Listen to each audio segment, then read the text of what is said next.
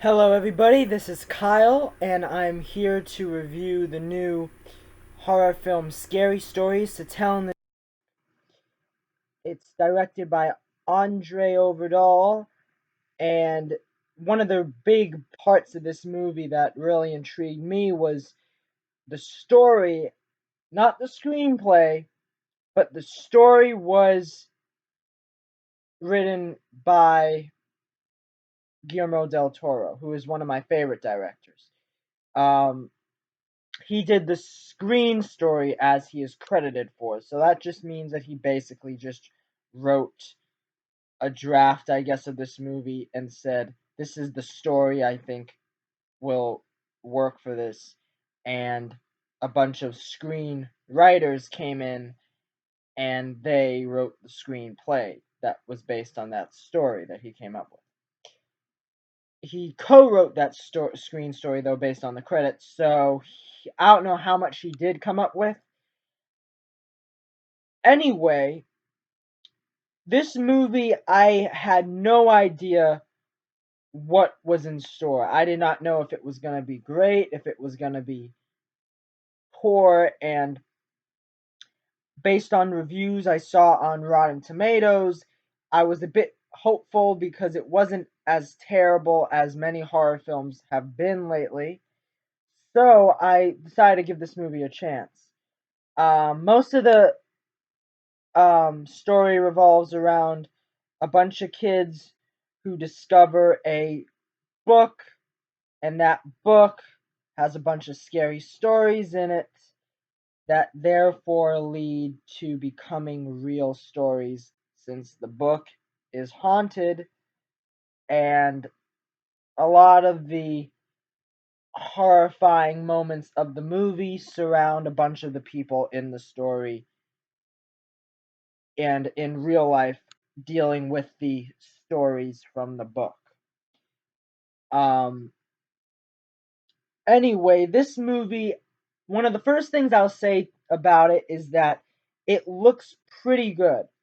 The cinematography is, I think, pretty interesting, and I think they did a pretty good job on what the type of atmosphere they were going for with this movie. Whenever it was in the daytime, I liked the way the blue looked, I liked the way the sky looked, I liked the way the grass looked. I liked everything about the daytime. At night, it had a bit of an eerie feeling to it, but I never was walking into this movie and watching it saying, this movie's very poorly lit, poorly shot. I thought that it actually had a pretty great, look and feel to it.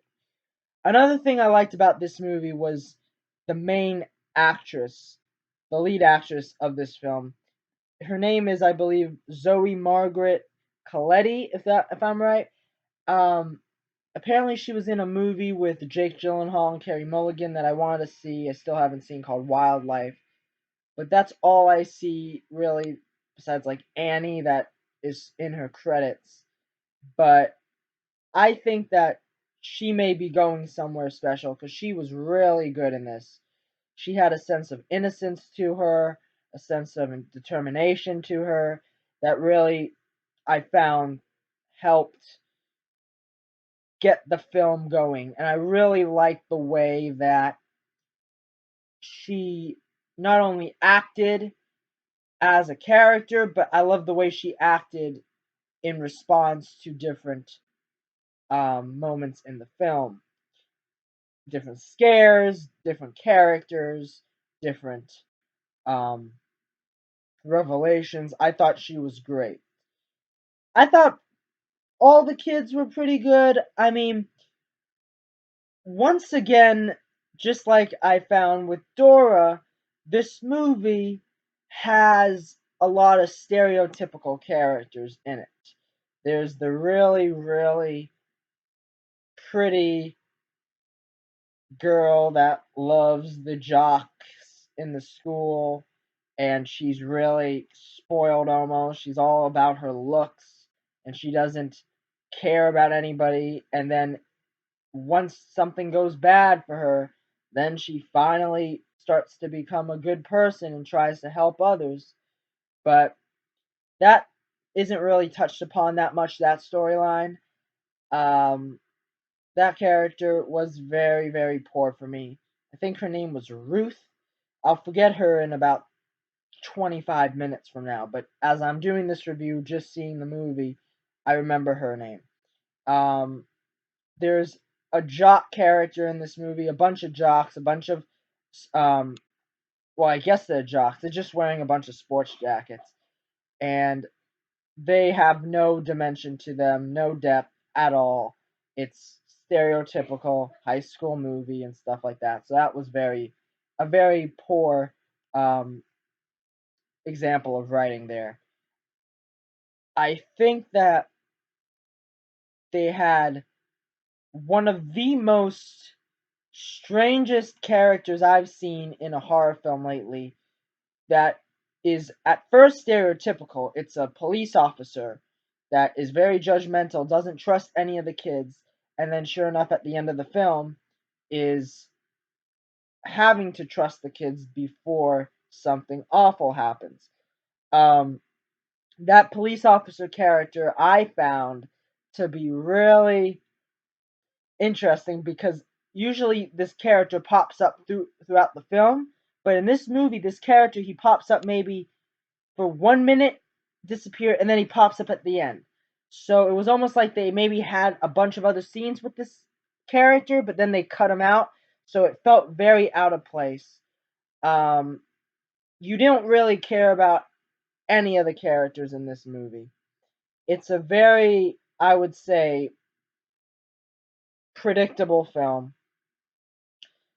A lot of the scares are jump scares, and that is something that is I find to be really a hindrance and also a large negative to a lot of horror films today.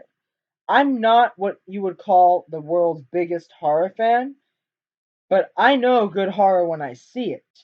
And to me, if you are using jump scares, and this is what I've learned also from Chris Stuckman's reviews, if you're using jump scares in a horror film, for most of your scares, that's just an excuse of saying that you are so lazy you don't know of any other scares. And the director of this film, Andre Overdahl, I checked his filmography on IMDb. This guy has directed nothing of significance. All of his movies I've seen him direct, it says, are like movies you'd see on the Sci Fi Channel. And they got this guy to direct this. And that was another big, I think, mistake because it's kind of inherent in the way the guy directs and how cheap some of the jump scares were. Um, Another negative of this film is that it is positioned like it's going to be a series of films. It is the ending of the movie is as if there will be a sequel. And my goodness, I got up out of my seat and was like, "Oh my god." Because you do not end in I'm not spoiling it here. But in my opinion, you do not end a movie on a cliffhanger like this where it really doesn't resolve many parts of this film for you to walk out of the theater saying, "Wow, I feel like I got my money's worth." Um, it's a very, I find, cheap and lazy way to end this film. Um, that being said, I did pretty much enjoy this film. I did not walk out of this movie saying that was a waste of time. I'm happy and glad I saw this. It has very creative moments, a lot of creative moments. I love how some of the characters meet each other. I I love this one scene that was in a drive-in movie theater when the characters are watching Night of the Living Dead. I believe that to be very, it felt organic, and it felt very different than what you would see in many movies. It didn't feel forced. Like, there were many scenes in this movie that felt forced, but that scene in particular, when the characters are trying to evade some bullies and they hop into this kid's car in the drive-in movie theater, even though it seems very unrealistic, it fits within the atmosphere and tone of this film. There is there isn't a love story in here. Well, there is a love story in here, but it doesn't go to the point where it becomes unbearable. I was saying to myself, you know what? This is a story that makes sense. It doesn't, it's a love story that does not insult people, and it doesn't do anything really special. But I'm just glad that it kind of maintained a fine line where it stayed in one point. The end, it gets a little bit sappy and stuff, but I I liked it. I liked it. The chemistry between the characters was all great. Um, but I think my favorite part about this movie was, and I guess you could almost say this really isn't the movie, but the writing of the books, but the stories and the way every um, story of this film, every different type of death that would happen was different from each other. I liked that.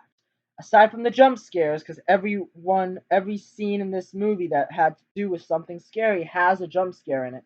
I did appreciate that many of the scenes, there's some in particular, the one in the red room, there was one in a cornfield, um,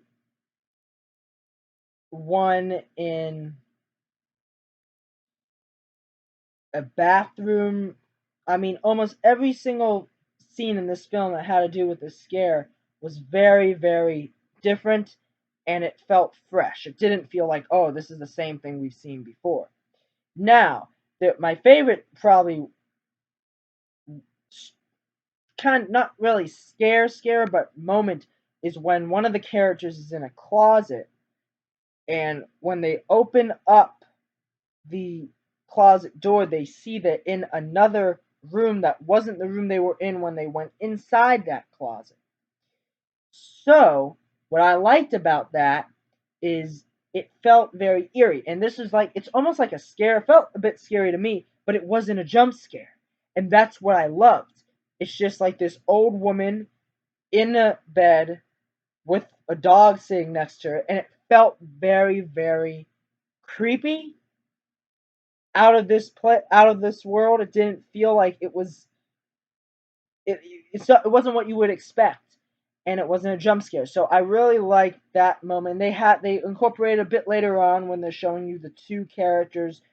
They're in the same house, this haunted house, but one's in like another reality while the other one is in the present reality.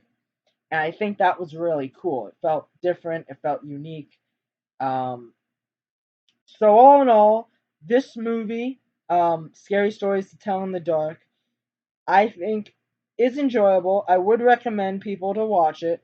Um, I wouldn't. It's nowhere near the best film of the year, and it's nowhere near the worst film of the year. So I would give it about a 6 out of 10. I would give it about a B minus, and I would give it a 2-star review. All those are out of order, but I mean they don't match up at all. But for now, that is how I see it.